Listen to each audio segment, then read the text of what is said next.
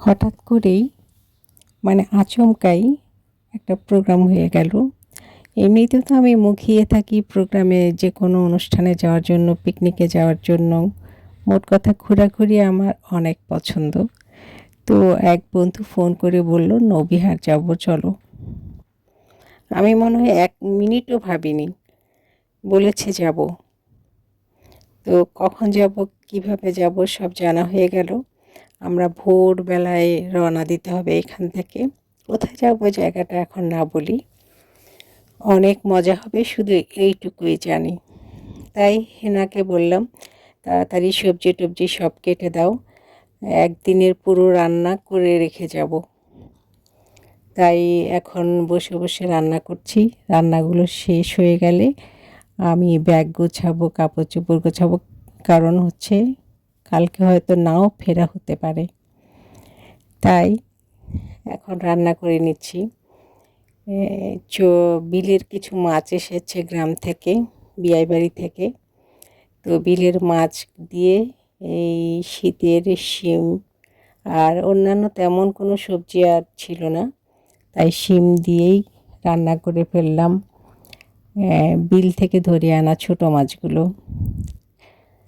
এমনি খাবে যে এরকম মানুষ একটু কম আছে এখন বাসায়, সবাই বিভিন্ন কাজে বাইরে আছে। তারপরে 2-1 জন যারা আসবে যেন ঘরে ঢুকে খাবার খেতে পায়, খাবারগুলো রেডি পায় আর কি, সেভাবেই রেখে যাব। তো এখন আমার কোনো রকম করেছি মাছে মনে হয় একটু আমি প্রায় ঝোল একটু বেশি দিয়ে ফেলি, তারপরেও মনে হয় মজাই হবে। তো অল্প কিছু ইলিশ মাছ ভেজে রেখে যাব, কারো খেতে ইচ্ছে করলে গরম করে খাবে। আর হচ্ছে কালকে খুব ভোরে বের হতে হবে। এখান থেকে আমি সম্ভবত অটো নিয়েই স্টেশনে যাব।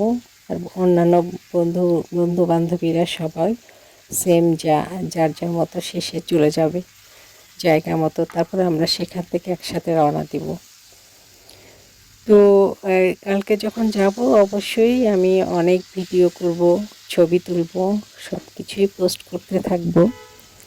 যদি আমার মোবাইলে কোনো সমস্যা না হয়, বা চার্জ কিংবা নেটওয়ার্কে কোনো সমস্যা না হয়, তাহলে তো অবশ্যই করব। তাই ভাবছি যে নেটওয়ার্ক যেন ঠিকঠাক থাকে যেখানে যাচ্ছি। তো চেষ্টা করব লাইভে আসার জন্য, লাইভেও আসতে পারি যদি সব ঠিক থাকে।